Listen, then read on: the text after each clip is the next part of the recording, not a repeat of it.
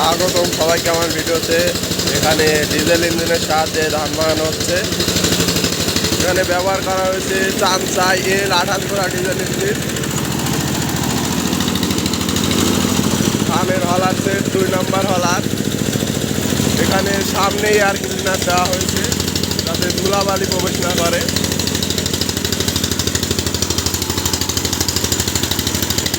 আঠাশ ঘোড়া diesel engine চানসাই।